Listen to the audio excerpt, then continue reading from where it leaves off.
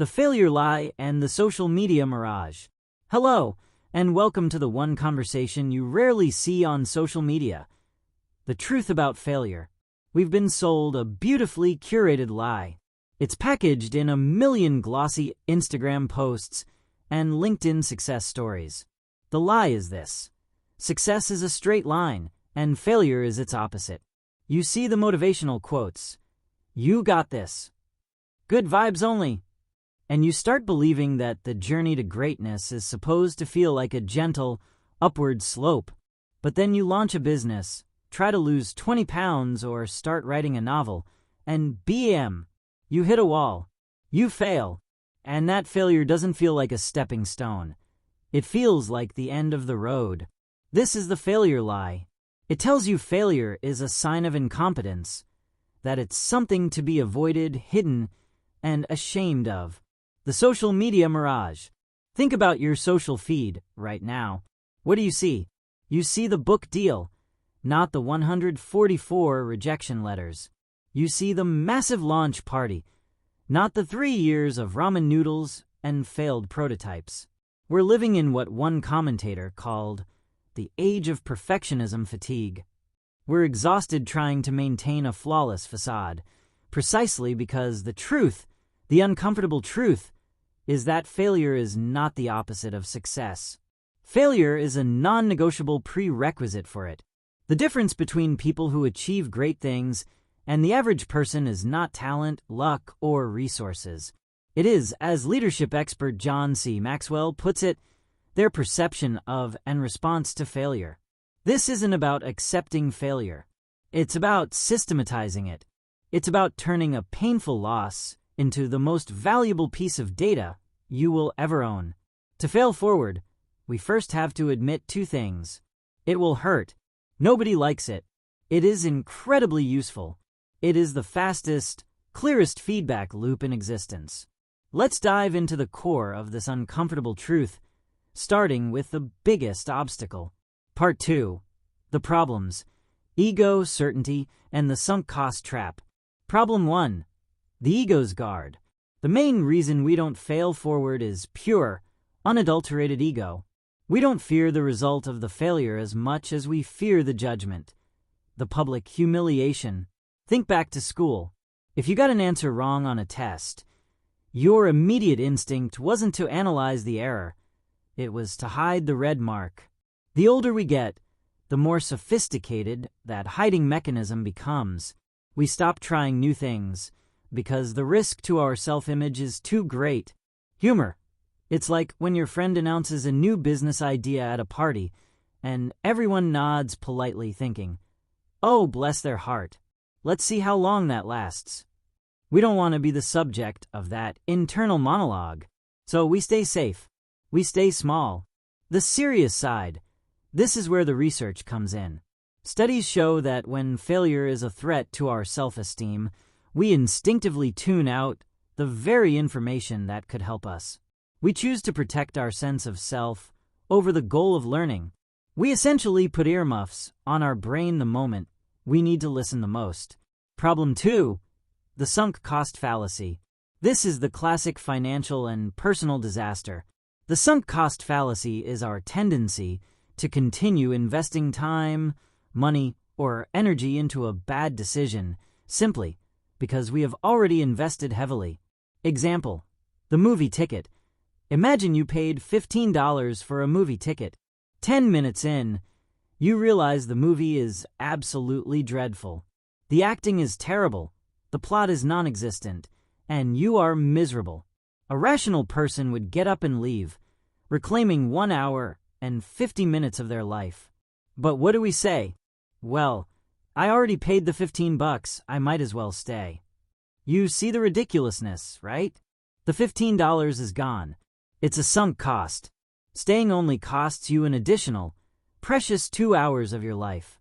Failing forward means acknowledging the loss, cutting your losses now, and moving on to something productive. In life, this looks like staying in a toxic job for 5 years because you invested so much in the degree, or sticking with a failing business plan for too long because of the money already spent. Failing forward means being willing to kill your own bad ideas early. Problem 3. The myth of the silver bullet. Social media loves the hacks and the quick fixes. It promotes the idea that success is one brilliant idea away. This is the opposite of the fail fast, fail often mindset advocated by innovators. True innovation, true success, is often the result of relentless, intelligent trial and error.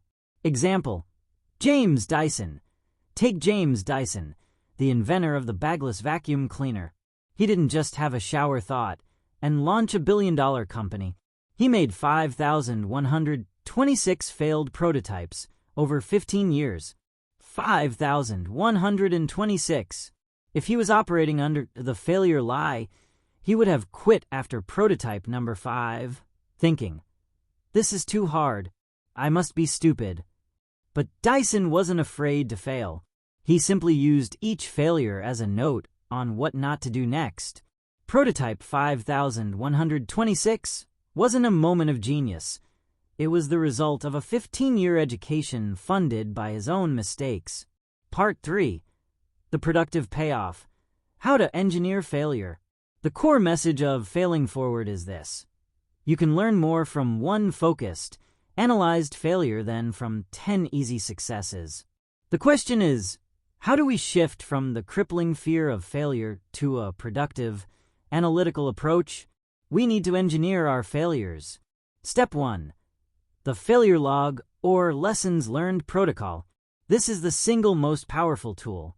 When you fail, whether it's a failed presentation, a dropped project, or a broken diet, you must treat it not as an emotional event, but as a research opportunity. Protocol. The data point. The what objectively describe the failure.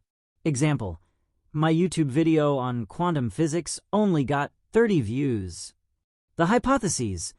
The why list every reason it might have failed. Was the title bad? Was the audio quality poor? Was the topic too niche? Did I post at the wrong time? The lesson. The new action crucially. What is the single, measurable action you will take differently next time? Example: the audio quality was inconsistent. New action. I will invest in a $50 external microphone. This process removes the paralyzing emotion and replaces it with actionable data. You stop saying, "I'm a failure," and start saying, "I have learned that bad audio kills my watch time." That's not a defeat. It's an empirical law of content creation. Step 2. Differentiating between failures. Not all failures are created equal. Author Tim Harford, in Adapt, makes a brilliant distinction that separates the pros from the amateurs. Intelligent failures. These are good failures. They result from an attempt to test a novel hypothesis in a well-understood environment. They are small, low-risk, and designed to yield clear information. Example: a small A/B test on your website headline. Unforced errors. These are bad failures. They result from sloppiness, inattention, or violating known rules. Example: missing a deadline because you didn't check your calendar. The goal: maximize your intelligent failures and minimize your unforced errors. Intelligent failure is the price of innovation. Unforced error is the cost of complacency. Example: aviation. In high-risk environments like aviation, the goal isn't to be perfect. It's to have black box thinking. After an accident, the flight recorder, the black box, is recovered. Its sole purpose is not to blame the pilot, though accountability is necessary, but to figure out what went wrong so the error can be removed from the system forever. You need a personal black box. You need a safe space for rigorous, non-judgmental failure analysis. Step 3. Cultivating resilience through small wins. The final component of Failing Forward is resilience, the psychological capital that lets us bounce back. Resilience isn't a personality trait you're born with. It's a skill you build. The research on resilience in psychology suggests that one of the best ways to rebuild after a big failure is to focus on small, immediate, achievable wins. If you're knocked down by a massive career setback, don't immediately try to launch the next big thing. Go run a mile. Clean your whole apartment. Finish that small online course. Do something that gives you a tangible sense of completion and purpose. This shifts your brain's focus from the massive, demoralizing loss to your capacity for competence and execution. Part 4. Conclusion and the commitment to action. Let's zoom out one last time. The most successful people in the world, from Walt Disney, who was fired for lacking imagination, to J.K. Rowling, who was on welfare while writing the first Harry Potter, did not succeed despite their failures. They succeeded because of them. Their failures were their apprenticeships. The truth is, if you are not failing, you are operating too far inside your comfort zone. You are moving too slow. You are testing hypotheses that are too small. So here is your challenge, your commitment to start failing forward today. Stop hiding the marks. Go public with one small, intelligent failure you've had recently, and frame it purely as a lesson learned.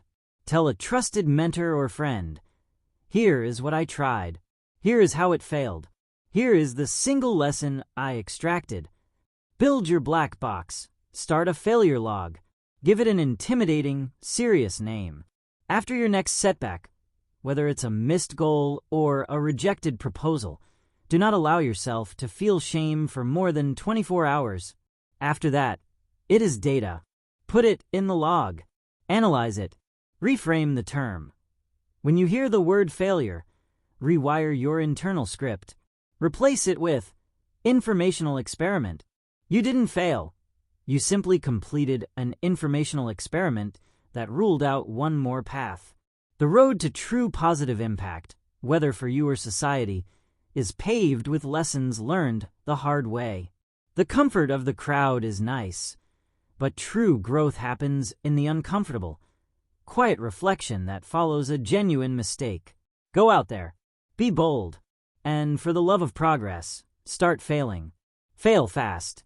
Fail smart. Fail forward.